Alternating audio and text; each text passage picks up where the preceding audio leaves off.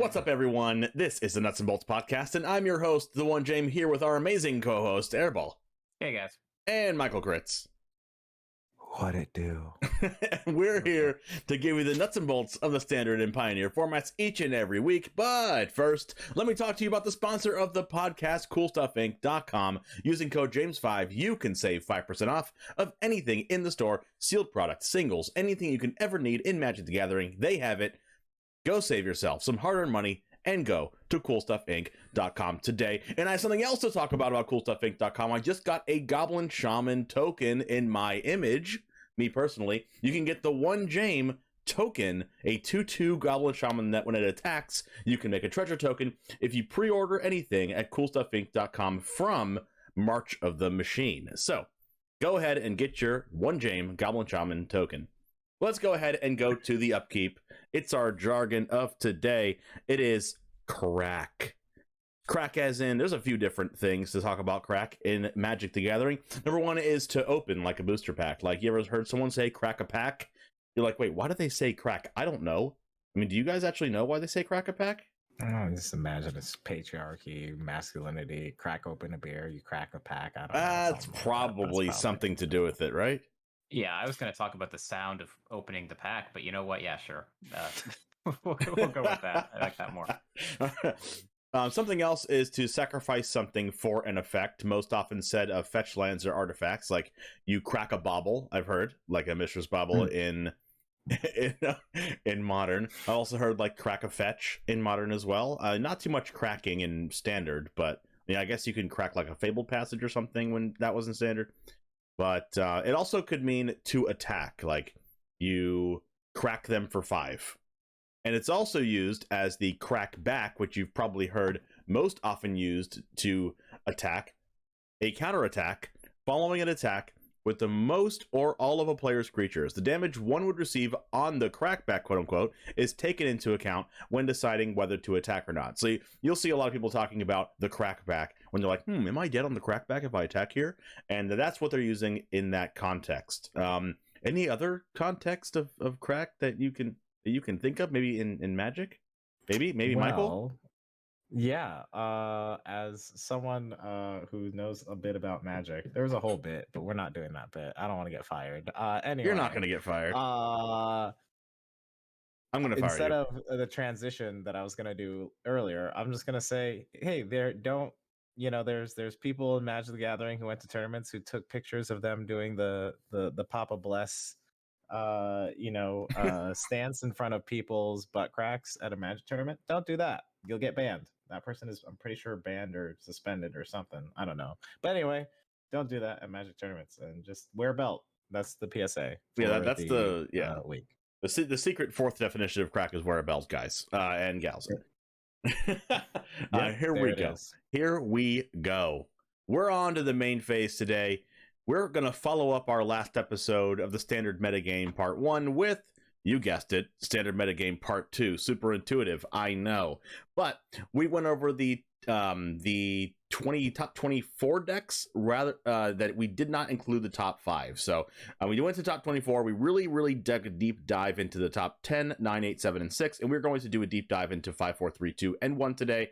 And hopefully you get a lot of value out of this and see what decks are actually doing well in Standard. So let's go ahead and talk about number 5. Mono red aggro. Can you believe it? Making a run back in Standard. I'll go over the deck list and you can see it on YouTube if you want to see it for yourself. And I'll go over every card here if you're not watching on YouTube. The creatures are 3 Feldon Ronom Excavator, 4 Monastery Swiftspear, 4 Bloodthirsty Adversary, 2 Atsushi Blazing Sky in the main deck, 4 Jaya Fiery Negotiator in the main deck. Holy moly, 4 Jayas, 4 Reckless Impulse, 4 Kumano Faces Kakazan, 1 Rending Flame, 4 Play with Fire, 2 Abrades, and 4 Lightning Strikes. The lands are 19 Mountains, 1 Silken Zan, and 4 Mishra's Foundry. Sideboard consisting of 3 Rending Flame, 2, you gotta kill those Shieldreds, 2 Reckoner Bankbuster, 1 Elder Dragon War, 1 Flame Blessed Bolt, 3 Obliterating Bolt, 2 Chandra Dress to Kill, 1 more Abrade, and 2 copies of Fable of the Mirror Breaker. This is not a list that you will see in Best of 1 at all with 4 Jayas.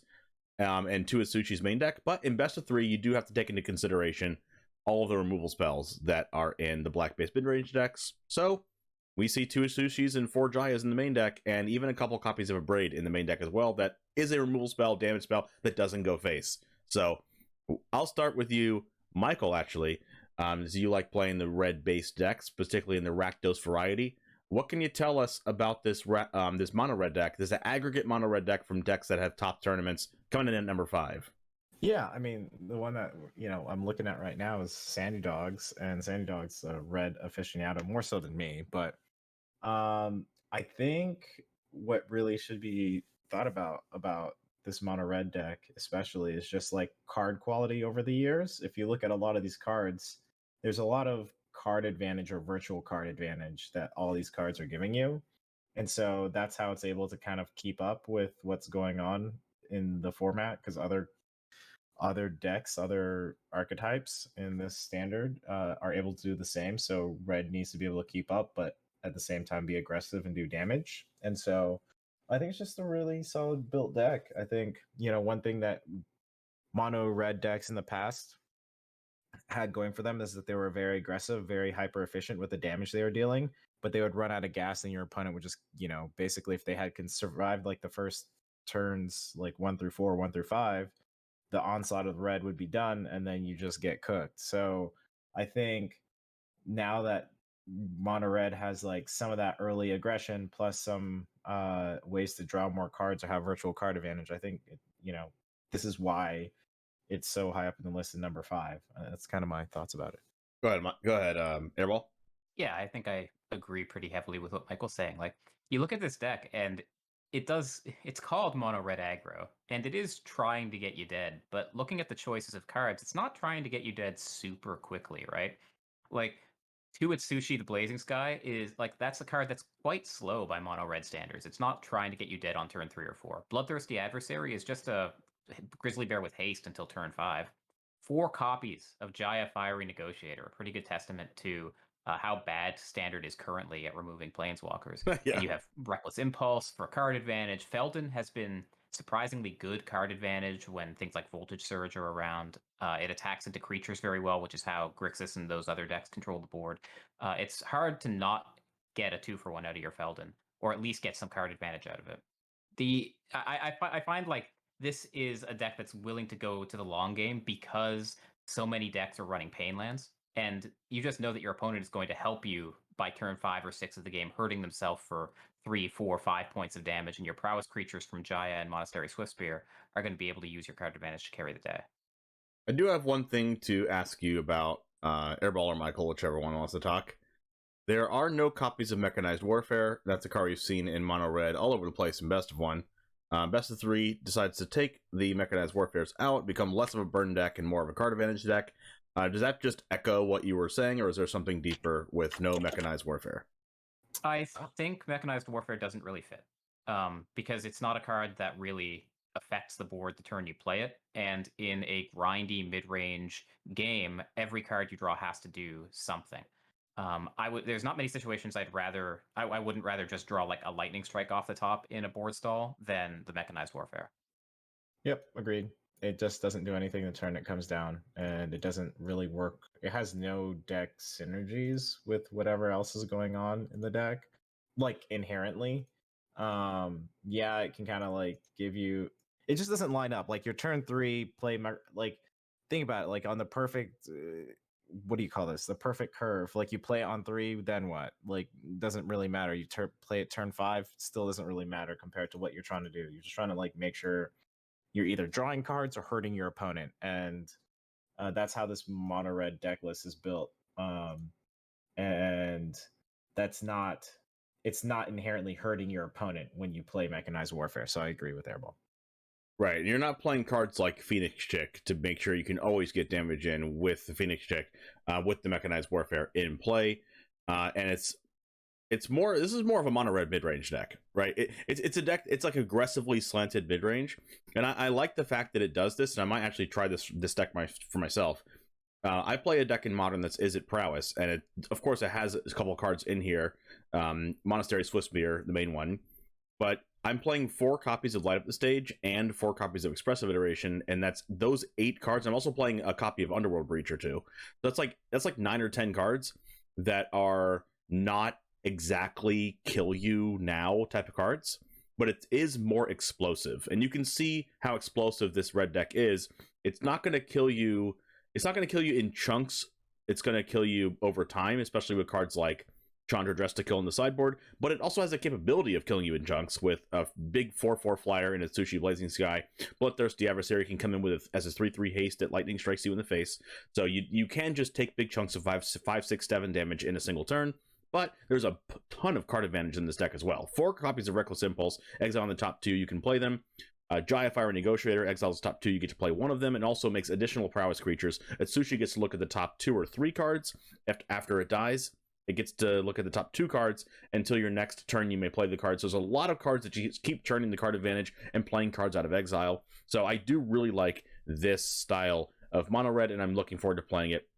Looking at the sideboard, you see 4 copies of Rending Flame here in the 75. So this deck is specifically targeting Shieldred. Is there any other cards that Rending Flame would target? Not really, right? It's just Shieldred hate. Yeah, but there's other things in the format that are getting pretty big. Like white can make their things pretty big, and then you also want to, if someone's playing Esper, you can kill some of the more problematic creatures because some of them kind of get a little worrisome. Yeah, Rafine could be pretty big. Planeswalkers. Mm-hmm. Yeah, so, Rafine could get pretty big in that deck. It also the Esper also plays Shieldred. It also notably kills Phyrexian Fleshgorger if it's a 7/5, which is super relevant as well, because Phyrexian Fleshgorger is going to give this deck a hard time. All right. One more thing that I want to point out before we move on to the next one, though, is just how you can see how this deck is warped around Grixis and the removal spells that Grixis has in the format. And one thing I want to point out is how important Kamado Faces Kakazan is in that melange. Because melange, when Feldon or Bloodthirsty, melange, whipping out the big words. Yeah. Don't ask me to define it. When Feldon or Bloodthirsty Adversary come down on 2 after you play Kamado on 1, they come down very importantly as 3/3s instead of 2/2s, and they dodge cut down. I've been in the position where cut down has been rotting in my hand against this deck an embarrassing amount. Kamado on turn 1, just every time I feel just on top of the world. When you see it in your opening hand, you're just like, yeah, how do I lose? Almost, it's so good. Yeah, the cool thing is you're playing so much card advantage, but you still get those type of draws where your opponent can never win. Like turn 1 Kamado Faces Kakazan into turn 2 +1/+1 counter on your Monastery Swiftspear, and then cast another Kamado Faces Kakazan. You always win the game, can never lose. Like unless your opponent has a Brotherhood's End on curve or something, but. Even then, you can dodge Brotherhood's End with a couple instant speed spells in a row and protect your Swiftspear that way. So a lot of things you can do in this deck, a lot of ways to play. I think this version of Mono Red is very skillful. I think Mono Red's a very skillful deck, but this one is really skillful as well. Looking at it, and a couple copies of Abrade in the main deck, and 1 more copy of Abrade in the sideboard. Phyrexian Fleshgorger is a card. So are the other cards, like the Artifact Angel card, that the 3/3 that can give things lifelink, which could be a problem. But other than that, the sideboard just consists of other copies of removal spells that could be in other you can use in other capacities. We have 2 copies of Fable Mirrorbreaker also in the sideboard, not in the main deck. As you can see, this deck is more towards an aggressively scented mid-range deck, but wants to sideboard the Fables. Do you have one last thing before we go to the next deck? Do either of you have anything to say about like the 2 Fables? Is it maybe it's just like you want to take out a couple extra cards in the main deck in some matchups, and you just have to have like the best red card to replace it that's not necessarily good in the matchup, but you want it to like be good in every matchup, and Fable's just that card? I think you're exactly right. I think that there's a lot of cards that are basically dead against like the control matchup, and Fable's a hedge against that. I concur. For sure. All right, let's go over to number 4, getting closer to number 1 here. This is mono white midrange. So going from one monocolor deck to another, let's go over the cards in this deck. 1 Ao the Dawn Sky, 3 Lorna the Third Path, which we've seen all over the place in the top 10, 3 Steel Seraph, 3 Spirited Companion, 3 Ambitious Farmhand, 3 Sarah Paragon, 2 Sanctuary Warden, 4 Wandering Emperor, 4 Lay Down Arms, 4 Reckoner Bankbuster, 4 Wedding Announcement, 2 Destroy Evil. We have the lands as 1 Iganjo, 19 planes, and 4 copies of Roadside Reliquary, which I love in this deck, and we'll go over that a little bit in a second. Our sideboard consists of 1 Destroy Evil, 2 Farewell, 1 more Lorna of the Third Path, the full 4 in the 75, 2 Temporary Lockdown, 1 Banishing Slash, 2 Fateful Absence, 1 more Sarah Paragon to complete the playset, 2 Depopulate, 1 Elspeth Resplendent, and 2 copies of Unlicensed Hearse. The main thing I have to say about this deck is this is designed to chomp, chomp, chomp at the mono black mid-range decks. 4 copies of Reckoner Bankbuster, 3 copies of Lorna the Third Path main deck to eat up those Fable of the Mirror Breakers and Wedding Announcements that Esper could be playing, or Rakdos could be playing, or Grixis could be playing. This deck, 4 copies of Wedding Announcement too. Wedding Announcement is the best card to have probably against a bunch of just 1-for-1 removal spells, because I mean, Wedding Announcement doesn't really care about 1-for-1 removal. Ayo the Dawn Sky doesn't really die. It doesn't really care about removal either, because you're going to use your Go for the Throat on an Ayo the Dawn Sky, and then it's going to get more value. There's 4 copies of Wandering Emperor, so we have those Planeswalkers in the mix as well that don't get exiled by Farewell, that are pretty hard to answer right now, that we already went over in the past deck. So I'll start with you, Airball, on this one.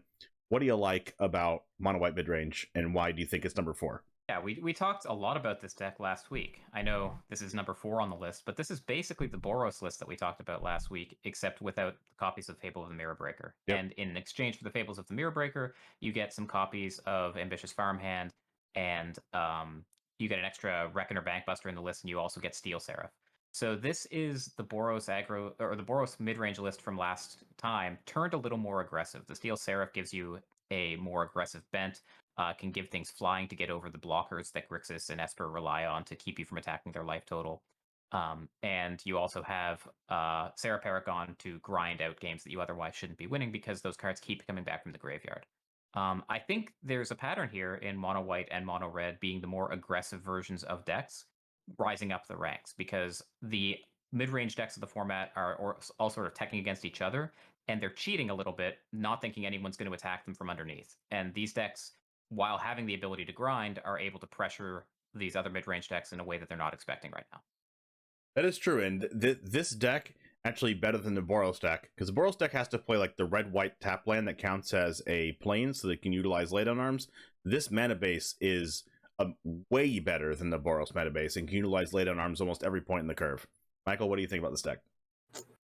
No, I think the big thing to really highlight here is the Laydown Arms. I think it's just such a good card for this deck, and I've seen it played in other formats. So I just think Laydown Arms really gives this a boost in power. Like some of the other cards, it's like, you know, the synergies or the complete big picture of the cards all working in tandem together kind of create like a nice mono white deck list. But I would say like Laydown Arms in like a vacuum, added to what you got going on here, it just takes this deck to another level. I mean, Destroy Evil is pretty great too, but I think knowing that you have Laydown Arms is just can really deal with a lot of things that's happening in Standard right now. So that's kind of what I see that's really great.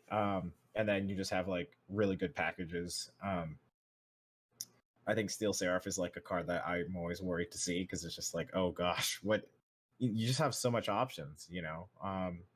And so, yeah, I just think this is a solid deck, but I think in my mind, like Laydown Arms really like is the story here in a weird way.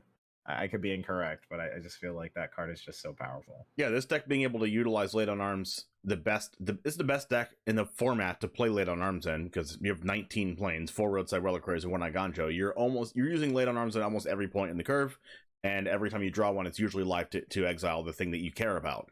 If you play the Boros list, you might have 2 planes, but you want to get rid of a Graveyard Trespasser, and you just can't because you didn't draw the 3rd planes yet. You have like a red white, you know, dual lane that doesn't count as a planes in your deck.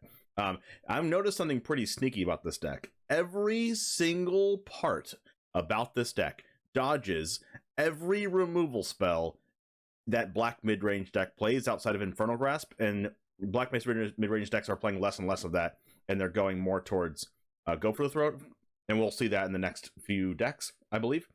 But just hear me out for now.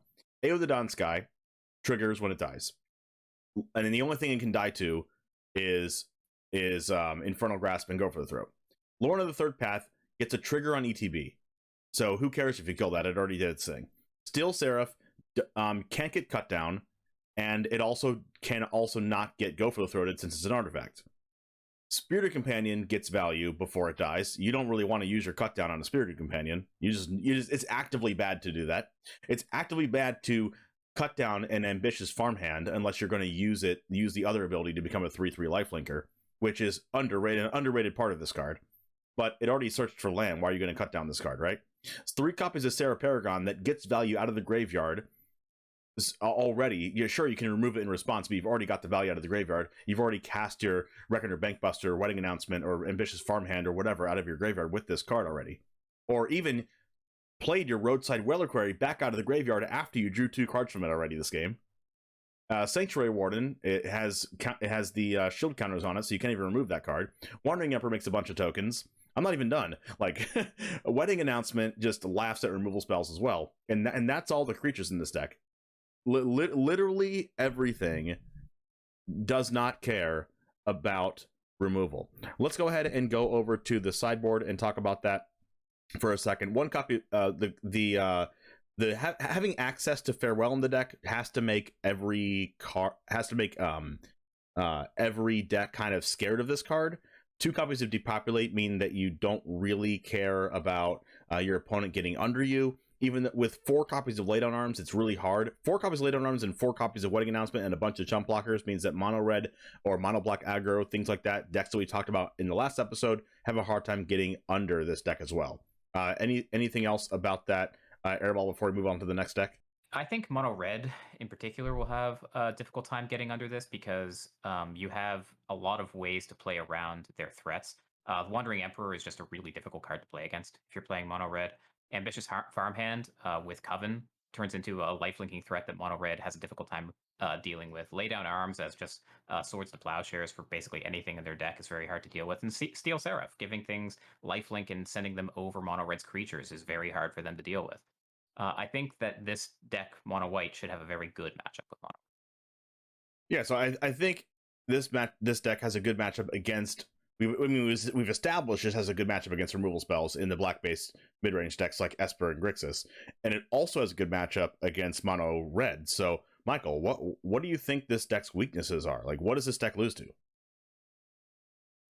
Things going over the top of it. I think that's the deal, because like you have a bunch of you have solid creatures and like you're very creature based. But if someone can find a way to kind of board wipe efficiently you and then go over the top of you, it can be hard for you to rebuild in an effective way. I also don't see that there's like many. Your strengths are like playing these creatures individually, and it doesn't seem maybe in others than Steel Seraph, like your cards don't really interact with each other, and maybe Sanctuary Warden. No, not that one. Yeah, so I think, because you don't have the mono white thing where like creatures buff other creatures or like pump other creatures, if you ever get kind of board wiped or they're able to deal with your board in an efficient manner in that sense, it's hard for you to kind of come back. I would say it's harder for you to come back. So I think weakness is just stung over the top of you, and you're really trying to make sure that doesn't happen.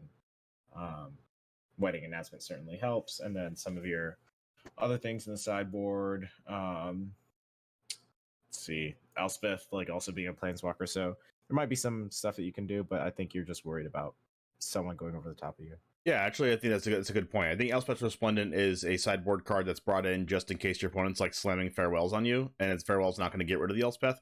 There's 4 copies of Wandering Emperor that does play around Farewell a little bit, but I can definitely see a hard control deck just casting a couple Farewells back to back, or in cast Farewell, wait a few turns, cast Farewell again, and if you get too greedy with this deck and playing a bunch of Reckoner Bankbusters or Wedding Announcements at a time, you can definitely get blown out by Farewell. It's gonna be a good card against this card. Taking away their graveyard with Farewell is important because there's 3 copies of Sarah Paragon, so that takes away that side of the card advantage as well. So when you're playing this deck, you want to be hyper aware of Farewell and not play too greedy if you think they might have it, and try to win the game without using a lot of your hand resources. I think is one of the ways that mono white midrange can lose. Also, mono white midrange has a bunch of 4-drops and like a 5-drop and a bunch of 6-drops, so also efficient counterspells can be a good method against this. Not a lot of ways to block flyers. Yeah, Sanctuary Ward and Sarah Paragon are good to do that. Lay Down Arms and Wandering Emperor can exile the flyers as well. But this deck does have a lot of low to the ground creatures that you can fly over the top of and counterspell the removal spells and counterspell the big flyers. So I would assume that mono blue tempo could have a good matchup against this mono white mid-range deck. All right, let's move to the next deck. Number 3 on our list, Esper midrange.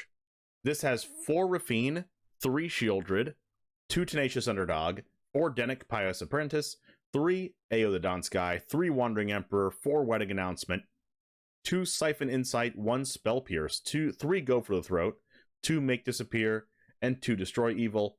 And the mana base has a bunch of, like, so many pain lands we talked about before. 1 Odawara, 1 Tekanuma, and 1 Iganjo, Seed of the Empire. Sideboard consists of 4 Cut Down, 2 Reckoner Bankbuster, 1 Siphon Insight, 1 Go for the Throat, 1 Negate, 1 Duress, 2 Farewell, 1 Rona's Vortex, and 2 copies of Disdainful Stroke. This is not the Esper Legends deck that you might have seen. Didn't make the top 10 in this list, but number 3 on this list has a Spell Pierce main deck, not the full 4 copies of Make Disappear. It has 3 Go for the Throat, citing the 4th one, a Spell Pierce main deck. So does seem like this deck is very teched for the meta and has just a bunch of cards that have a lot of value, and they're banking on those creatures riding the game to victory, so to say, and creating a lot of value for themselves. Very, very high power creatures. Just something traditional of a mid-range deck, right?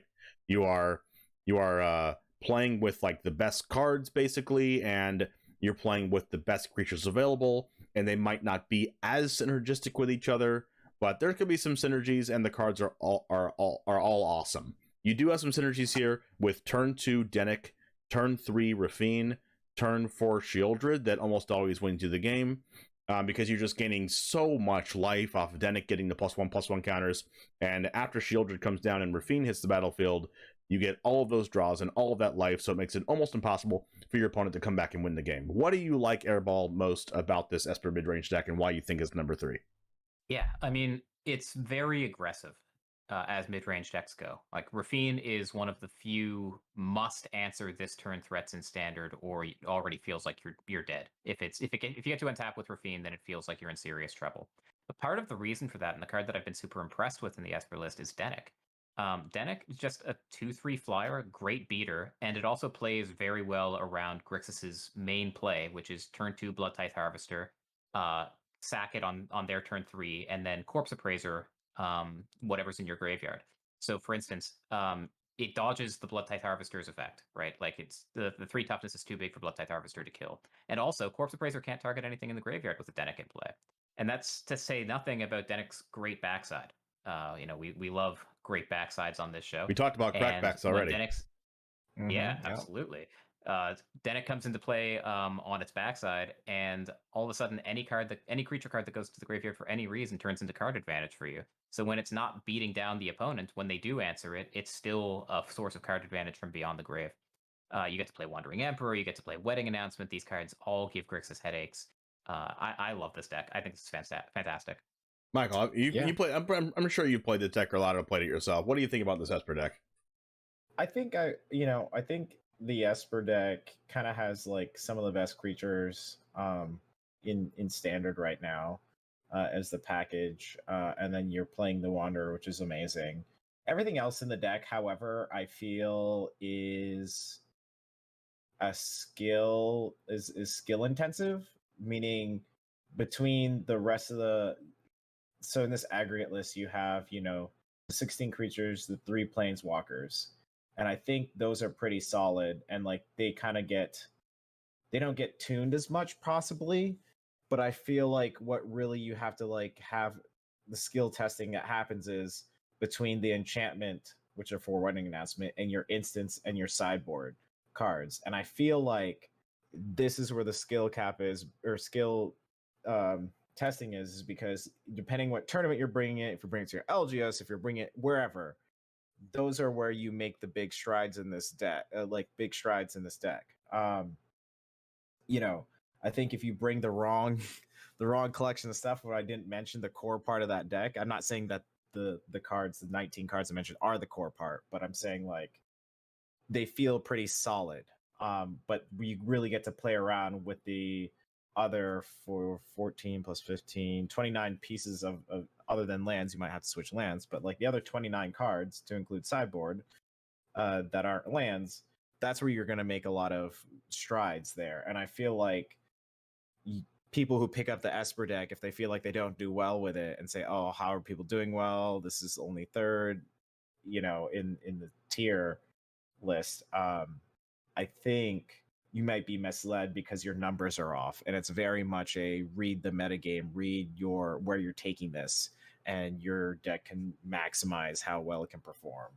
Not to say that what Airball said of turn 2 Denic, turn 3, turn 3 Rafine, turn 4 Shieldred, that's awesome. That's amazing. It's so super powerful. But if any of those get interacted at some point in a way that isn't beneficial for you, then you're really leaning on the other side of that deck. So I don't know, I could be incorrect here, but when I feel like I played the deck, it very much felt like the gap there was, if I wasn't doing well, I was like, I just don't have the right setup for these other cards, and the other core package is really nice. Yeah, for sure. One thing I do need to say about this deck, Denic on turn 2 into Rafine and Shieldred, looks like aggro could never beat you. Try casting a 3-color Rafine, 3 different colors, with this many pain lands in your deck. All right, 3 Underground River, 2 not Shipwreck Marsh, 3 Underground River. Let's see, and then there's a Darkar Waste as well.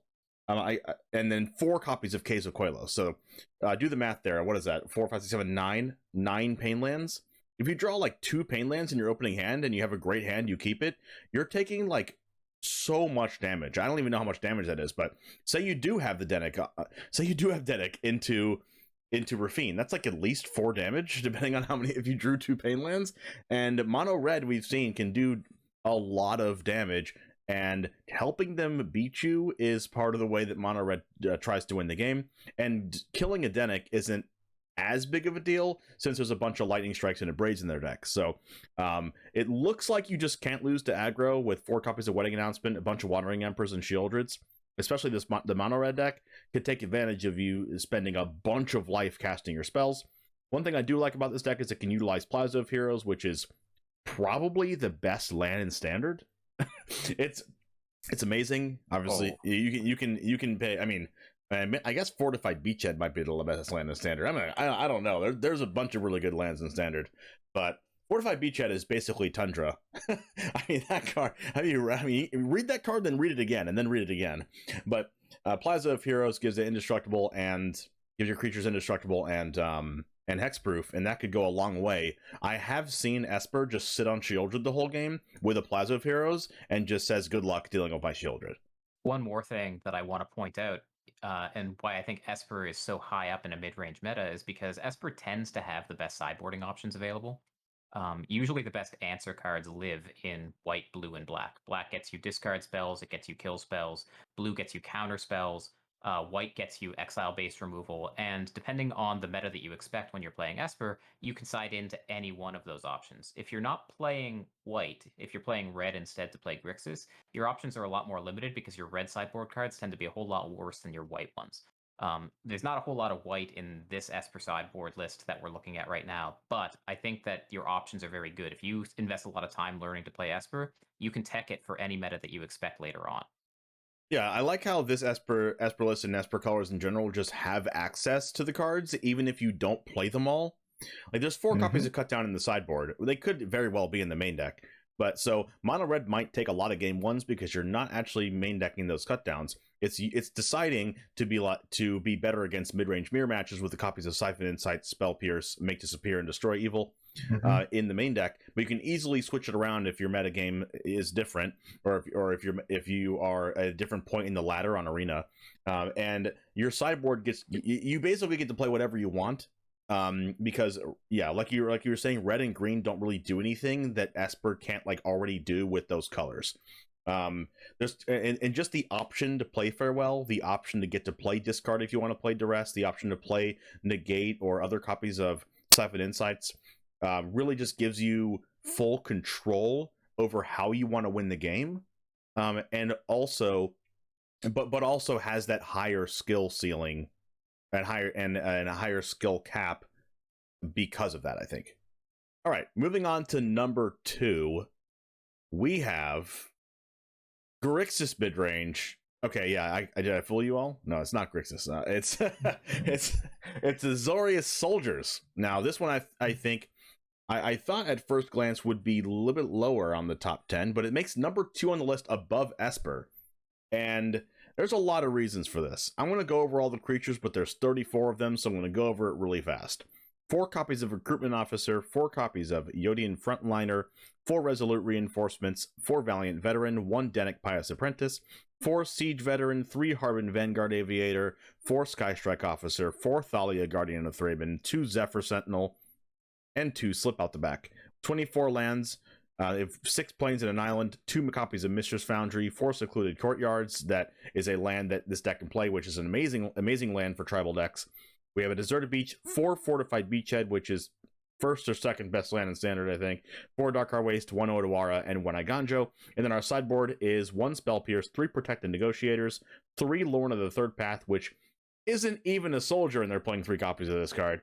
4 Brutal Cathar in the sideboard, and 4 Extraction Specialist, which still isn't a soldier, but it helps a lot against removal spell decks. And you see with the main deck in this deck, you can see how much this deck respects Grixis midrange and Esper midrange, and even other decks that are a little bit further down in the meta, like Mardu midrange or Mardu Angels, because this deck has main deck Slip Out the Back, which you don't usually see in aggro decks. Main deck Zephyr Sentinel, which is a 2-mana 2/1 flash flyer that when it enters the battlefield returns a creature that you control to the owner's hand, and if it was a soldier, put a 1/1 counter on Zephyr Sentinel, so it's a 2-mana 3/2 flash flyer, which is amazing and dodges your opponent's removal, and 4 copies of Thalia, Guardian of Thraben, that taxes all of your opponent's removal spells as well. So, and also it plays a main deck Dennis Pious Apprentice, what we just finished talking about. That is a very, very good card in the meta. So you can see how this aggro deck is adapting, and it's probably the most aggro deck out of the aggro decks that we've gone over, now that we've seen that the Mono Red deck has become more of a mid-range deck. Airball, what do you think about this deck? And I mean, why it really skips over Esper and being number 2?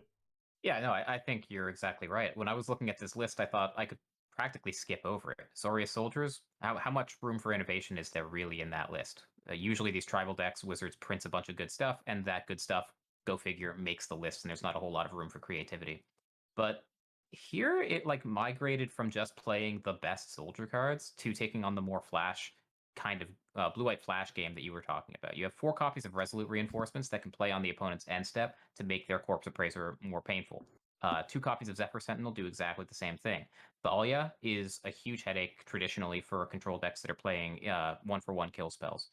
I've been very impressed with the power of the Soldiers deck to just kill you out of nowhere. Harbin, especially in a meta where everything plays to the board and people rely on blockers to keep their life total high, being able to just jump over their blockers without any warning whatsoever is a huge deal. And the mana base is immaculate. Like you were talking about how Fortified Beachhead is basically Tundra. Secluded Courtyard is better than that. It's mana confluence without having to pay for the life.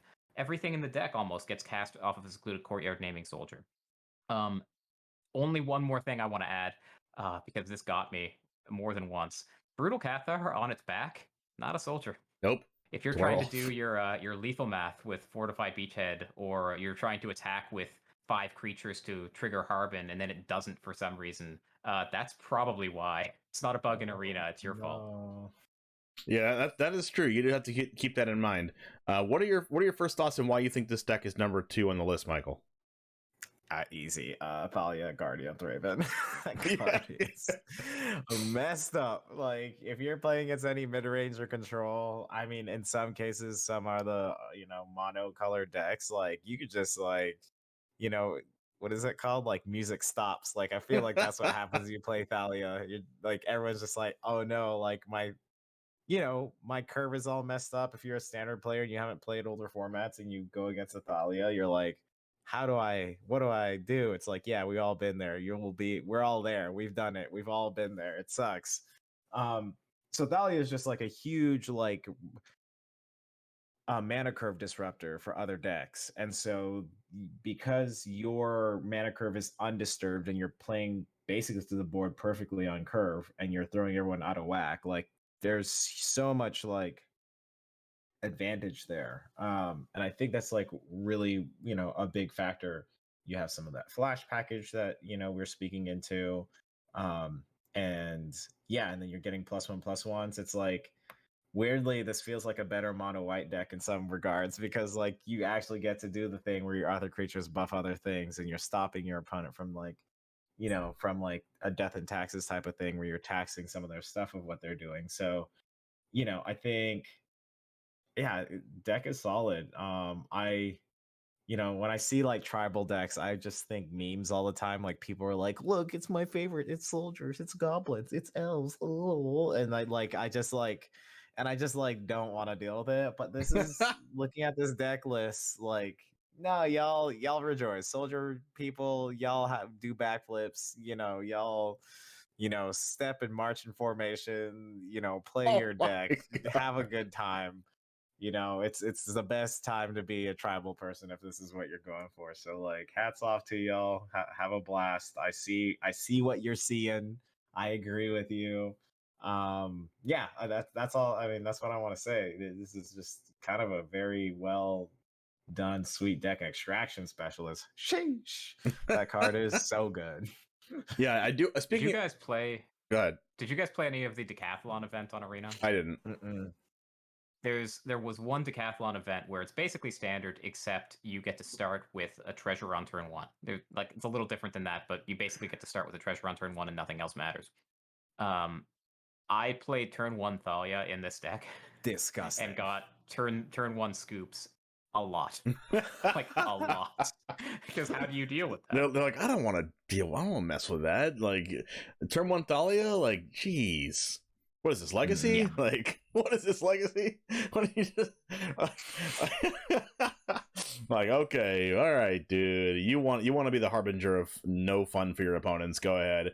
But it's so good. No, in that event, it's so good whether you're on the draw and play. Like, it seems worse if you're on the draw. Like, you're on the draw, they use their mana stuff already, and then you just slam your Thalia, and then they're just like, I get to work with 1 or 2 man. No shot. I just auto lose. Yeah, that's true. One thing that we did not mention about this deck, so we've mentioned a lot about its flash capabilities and it's good against black-based mid-range decks, a little bit better than it was before. We haven't talked about how much card advantage this deck actually has. I want to, I can't tell you how many times I've lost to Sky Strike Officer. This card, for some reason, doesn't take mana to draw off this card, and also can tap itself for some reason, and you can also like tap them at instant speed for some reason. Like, there's a lot of cards in this deck that is just like way too good. Like, it's a flyer for some reason. It also makes more creatures. What does this card not do? Like, the only thing this card doesn't do is make your opponent scoop on the spot. Like, it doesn't like get rid of creatures, I guess, is the only thing this card doesn't do. But it makes additional creatures for Harbin to attack to get the 5 creatures you need for this. So, and this card also draws 1 billion cards. Tapping 3 soldiers that you control is super trivial. You can draw 1, 2, 3 cards to turn off this card. If your opponent doesn't get rid of this with Cut Down or Go for the Throat immediately, you're going to drown them with card advantage. Speaking of card advantage, Siege Veteran, not only is it a +1/+1 counter on every single one of your turns, beginning of the combat on your turn, whenever another non-token soldier you control dies, you make another 1/1. So good luck killing anything else when Siege Veteran's on the battlefield. You get more things to replace itself. Oh, wait, Resolute Reinforcements also comes with additional 1/1. Oh, wait, hold on. Dennick also comes with Dennick Pious Apparition to come out of the graveyard. Oh, wait, hold on. Yodian Frontliner also comes out of the graveyard back again with Unearth for 1 white mana. to attack with haste, which can also be the 5th soldier you need for Harbin Vanguard Aviator. But wait, there's more. I'm still going. Recruitment Officer is a 1-mana 2/1, which is already really good. Staple on a really good effect. Pay 4 mana and look at the top 3 cards and get a soldier. That's more card advantage. Like, every single card in this deck that's not trying to kill your opponent or stop your opponent like from playing the game with Thalia or killing them with Harbin is card advantage. Valiant Veteran. Oh wait, hold on. Not only is it a lord, gives all your soldiers +1/+1 as a 2-mana 2/2, it also can exile itself out of the graveyard to give all your creatures, all your soldiers +1/+1, a +1/+1 counter, so you keep the counters. So like everything in this deck is card advantage, and we've seen that with mono red. That deck is aggressive, but it also has a ton of card advantage, and this deck is doing the same thing, if not better. So we've seen a theme from the aggro decks that are doing good in standard. They can all gain a bunch of card advantage, and if your aggro deck right now isn't drawing extra cards or isn't casting cards out of exile or doing things like that we talked about before, you're probably not going to be in a good spot if you're playing an aggro deck that doesn't do those things, right? All right, we haven't talked about the sideboard at all. We have a 1 Spell Pierce, 3 Protective Negotiators. Protective Negotiators is a card we haven't talked about, but it's a 1 and a blue. If this spell is kicked to make a 1/1 white soldier creature token, you can kick it for 1 extra white mana. Counter a spell unless its controller pays 1 for each creature you control. I mean, this is just counter spell for 1 and a blue. It says counter target spell, like not like target creature spell or like. You're going to go super wide with this deck, and you're good luck ever casting your Farewell before you're dead. And if you do get up to 6 mana before you're dead, Protective Negotiators will counter that. 3 Lorna the Third Path for interaction, and Brutal Cathar for interaction out of the board, and Extraction Specialist, just in case you do get rid of the card advantage creature, they just bring it back again. So super impressed with how this deck looks like in best of 3, and not surprised that it's second on the list. And if you like this deck, you can, like Michael said, march to victory. Talking about number 1, we talked about this deck a lot, and we're finally going to talk about it in depth right now. It is Grixis Midrange, the deck of the day. 4 copies of Bloodtithe Harvester, 3 copies of Shield of the Apocalypse, 1 Wandering Mind. I like Wandering Mind. 4 Corpse Appraiser, 4 Invoke Despair, 3 Reckoner Bankbuster, 4 Fable of the Mirror Breaker, 1 Cut Down, 3 Go for the Throat, 3 Make Disappear, and 3 Abrade. The lands are a bunch of lands, including a bunch of Pain lands once again. But we have 1 Odawara, 1 Takenuma. Pain lands are 4 copies of Shivan Reef. We have 4 Sulfur Spring, so 8 Pain lands, unlike the 9 or 10 we've seen in previous decks, which is a little bit better against aggro. We have 4 copies of Xander's Lounge and 5 Swamps. The sideboard consists of 2 Negates, 1 Reckoner Bankbuster, 2 Brotherhood's End, 2 Duress, 3 Cut Down, 1 Sorin the Mirthless, 2 Disdainful Stroke, and 2 Siphon Insight. What is your first look, Airball, and why you think this deck is number 1 on our list? Yeah, I mean, there's a reason that literally everything we've said about every other deck has been, oh, here's how it's dealing with the Grixis problem. Because Grixis is a problem. You look at this deck list, and almost every single card has extraordinary quality to it. Bloodtithe Harvester is probably the best 2-drop in the format. Corpse Appraiser is among the best 3-drops in the format, especially in a mid-range fest where there's creatures on the battlefield and in the graveyard that can be turned into card advantage at any time. 4 copies of Invoke Despair. If you ever catch your opponent tapped out, this card can just swing the game on its own. Reckoner Bankbuster, great top deck at any time. Fable of the Mirror Breaker, you love to see it, no matter when you draw it. The removal, fantastic. The mana base hurts. That's the big problem with it. You might choose between this deck and Rakdos depending on how aggressive the rest of the meta is. But overall, I mean, this deck is great because its cards are great. I don't think you need to look much deeper than that. Yeah, Michael, what deck's great because cards are great. Let's hear another angle. Yep, that's the angle. The angle is that was the joke. Good on rate cards. One thing I did want to speak into is the Wandering Mind. That card. So like when it first released, I was like, this card, why would you ever print this? And this was during the time where like, right, we were still doing like extra turn shenanigans and busted is it things. But now we have it within this Grixis package, and like a 1 of is perfect or a 2 of is perfect. It's just like, I need to find the card and I need to find it now. Although like you're probably already finding cards because you have all these other ways to get cards, but it's just kind of like, it's your either get out of jail free card, or it's I am locking this game down. Good luck, opponent. I'm looking, I'm looking really far deep into my deck, and I've already drawn a couple cards, perhaps, or something or the other, and you're getting to look at six, right? Six cards. It's obviously it's non-creature, non-land, but like, okay, like you have so many cards. Let me look. Like, if it's non-creature, non-lands, you have 4 sorceries, 2 artifacts, 4 enchantments, and 10 instants. So if you didn't, if you didn't draw any of those, that's probably not likely. But you have 21 cards to look at. Like, you're gonna hit something probably relevant. So that's we can talk about Grixis. Everyone, if you listen to this podcast, you know what's going on with Grixis. If you play Standard, you know what's going on with Grixis. But I think Wandering Mind is just something that is finally getting its spotlight, and that's terrifying. A deck that can play Wandering Mind, terrified, just terrified. I want to be playing that deck. Like, I don't know. It's. I mean, it's kind of playing 5 of them, right? Like, to me, Wandering Mind is the 5th copy of Corpse Appraiser. They just couldn't actually put a 5th copy without getting deck checked and losing. And yeah, you have Fable the Mirror Breaker. That if you oh god, this guy. Yeah, if someone fabled the Mirror Breakers on Wandering Mind, just go up, hit that little gear button, hit concede. Just hit the hit the concede. Just straight up, because by at that point you're at like, they drew so many cards, they probably draw at least 20 cards. So anything they see in the top 6 is just fire. It's gas. And if they're copying it with a freaking you lost. You just lost. Okay, just hit that concede. Just move on with your life. Yeah, there's so many cards in this deck that if you just like leave them there and don't interact with like almost everything here, you instantly lose the game. But they also already got value out of the cards. Like Blood Tithe Harvester, if you don't remove it, like you're probably gonna get it paired with the Fable of the Mirror Breaker and then lose the game. But even if you do remove it, because you have to, they have a blood token lying around to churn through more cards in their deck. There's a lot of times you're playing against this Grixis mid-range deck, and they have like 25 cards in their deck, and you have like and you have like 47 cards in your deck. They're like, how did they look at so many cards? I've drawn like 4 cards this game. This deck with Corpse Appraiser looking at the top 3, Wandering Mind looking at the top 6, Blood Tithe Harvester churning through the deck with blood tokens, Reckoner Bankbuster drawing like 3 cards per Bankbuster. There's 3 of those. You got 4 Fable the Mirror Breakers that churns through the deck. This deck, one thing that this deck does is it never floods out, and it never mana screws. It does.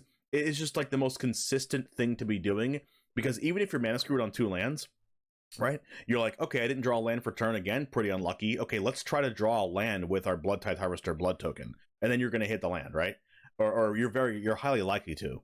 You're like, oh, okay, well, I'm kind of flooding out. All right, let's draw a card off Bankbuster. All right, let's draw a card off our next Bankbuster. Okay, let's discard the 2 lands in my hand with Fable of the Mirror Breaker, right? Like, this is the most consistent thing to be doing. Also, Invoke Despair also draws more copies of Invoke Despair every single time. Like, whenever you ever got Invoke Despair, you're like, that's the only one they're going to play this game. Never. When they get to 5 mana, well, they actually can cast Invoke Despair on turn 4 with the Fable of the Mirror Breaker token. But if they cast this card on turn 5 and they get at least 2 draws out of it, you know it's happening again. And there's so many situations in this deck that if you don't immediately counter the spell or immediately remove the thing, you're going to lose. So it puts maximum pressure on your opponent at almost every spot in the curve. And I think that's the main reason why this deck is number 1. The sideboard we'll talk about a little bit. There's a Sorin the Mirthless in there. Maybe it's every time I see a Planeswalker in the sideboard in Standard, I'm like, they probably are playing around Farewell, right?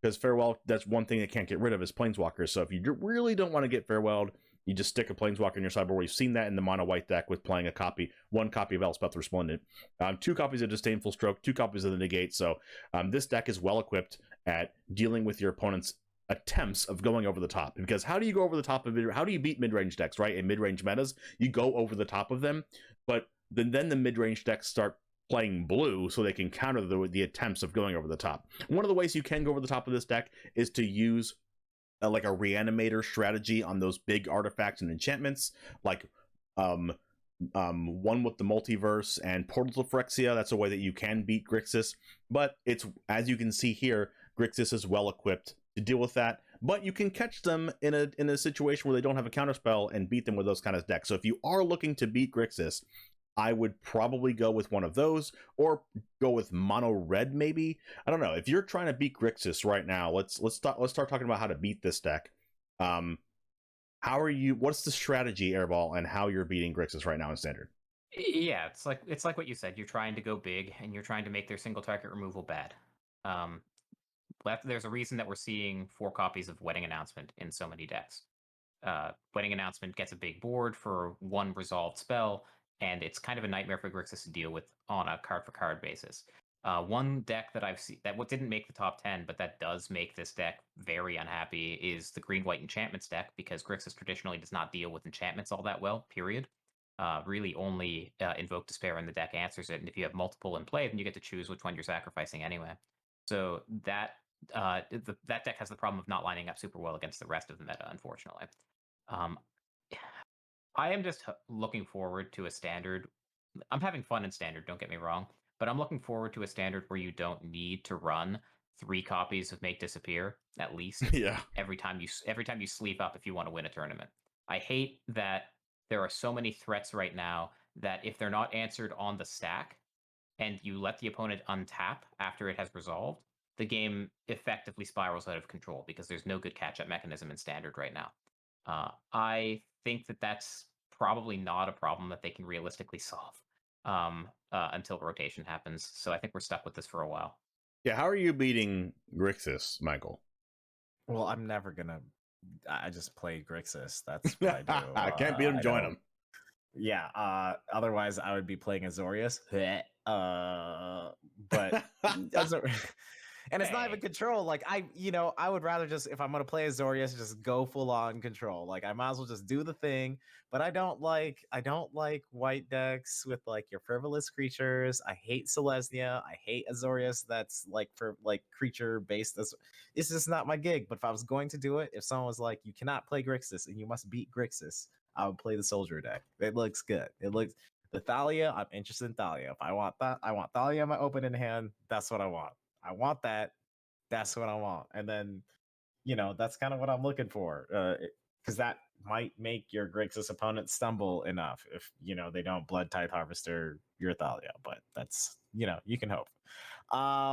That's how I'd beat it, is play the Soldier's deck.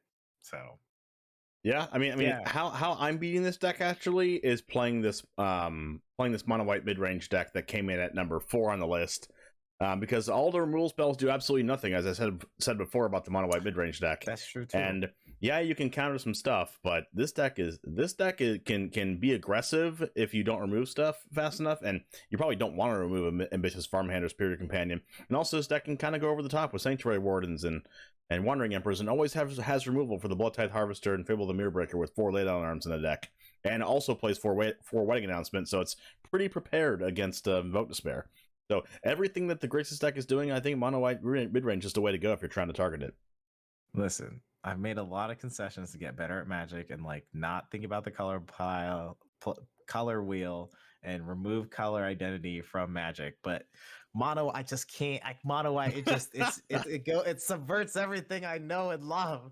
I'm screaming for help. If you ever see me play mono white, ask me if I'm okay. All right, just I'll splash for the green, I'll splash for the blue or the black. Like I'll do something, but that's why I wasn't talking about mono white, because something has gone seriously wrong. The meta is broken. Mono white would need to be banned. If I'm playing mono white, that deck needs to be banned. Straight up. Just straight up. That's what's going. Yeah, I can just imagine hearing you on an episode like, guys, I have a confession. I played mono white today. And then you start sweating. What happened to Michael? Jeez. You hear me go, turn 1, I play Plains. And just start crying. But then you play Thalia and you feel better. Oh, that's funny. Well, I hope you liked these aggregate deck lists. I had a fun time talking about them, and also a lot of things to learn about the top 10 in Standard. And thank you so much to everybody for listening to this episode, especially to those of you that made it this far. Make sure to give us a follow to see our next episodes. subscribe if you're watching on YouTube, follow us on Twitter at Nuts and Bolts Pod, and we will see you in the top 8. Peace. See you guys.